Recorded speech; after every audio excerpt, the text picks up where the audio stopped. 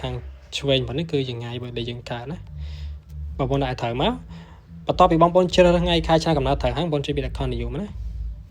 អូខេបន្ទាប់ពីយើងរៀបរាប់ជាមួយនឹងខែឆ្នាំកំណើតហើយយើងត្រូវដាក់ជាមួយនឹងឈ្មោះ account របស់យើងណាអូខេអញ្ចឹង account យើងបងប្អូនចង់បានឈ្មោះអីដាក់ឈ្មោះទៅណាដាក់ឈ្មោះខ្លួនឯងក៏បានឬឈ្មោះណាដែលបងប្អូនស្រឡាញ់ហ្នឹងបងប្អូនដាក់ទៅណាអូខេអញ្ចឹងខ្ញុំដាក់ឈ្មោះបែបនេះអូខេអញ្ចឹងបន្ទាប់ពីបងប្អូនដាក់ឈ្មោះហើយបងប្អូនចុចនេះ continue បន្តទៀតមកអូខេឥឡូវនេះយើងបាន TikTok របស់អាមេរិកមួយហើយអញ្ចឹងបងប្អូនតែឆែកមើលណាចង់ដឹងថា account ហ្នឹងពិតជានៅបង្កើតបានដោយមាន tool រលុយអត់នោះបងប្អូនចុចដូចខាងដើមវីដេអូមិញមកយើងចុចកន្លែងសញ្ញាត្រេក3នេះមកបងប្អូនចូលមកកាន់ TikTok Studio នេះមកអូខេអញ្ចឹងបងប្អូន scroll ចុចក្រោមតិចមកនេះបងប្អូនឃើញទេមាននេះ Creator Reward Program ហ្នឹងណាហ្នឹងហើយអញ្ចឹងសម្រាប់ TikTok អាមេរិករបស់យើងគឺយើងបង្កើតបានដោយជោគជ័យហើយអញ្ចឹងបងចុចលើនោះមកអូខេឥឡូវវា load មកហើយនេះបងប្អូនឃើញទេបាទអញ្ចឹងកលការរបស់វាដូចបានបង្ហាញពីខាងដើមអញ្ចឹងយើងត្រូវមានចំនួន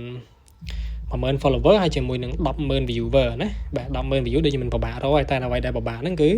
10000 follower ប៉ុន្តែខ្ញុំនៅតែជឿជាក់អញ្ចឹងបងប្អូនដែលចង់រកលុយពីវាគឺច្បាស់ជាមាន plan ច្បាស់ជាមានគម្រោងច្បាស់លាស់ជាមួយនឹងការផលិតវីដេអូណាបាទអញ្ចឹងធ្វើតែបន្តិចទៅគឺបានហើយ TikTok បច្ចុប្បន្ននេះវារៀងស្រួលជាង platform ផ្សេងៗដូចជា Facebook ឬក៏ YouTube ណាហ្នឹងហើយ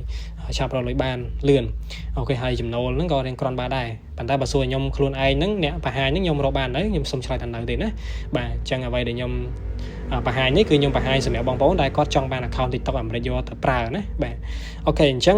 បងប្អូនបន្ទាប់ពីបង្កើតបានហើយគឺ account ហ្នឹងបងប្អូនអាចយកទៅប្រើបានហើយអញ្ចឹងណា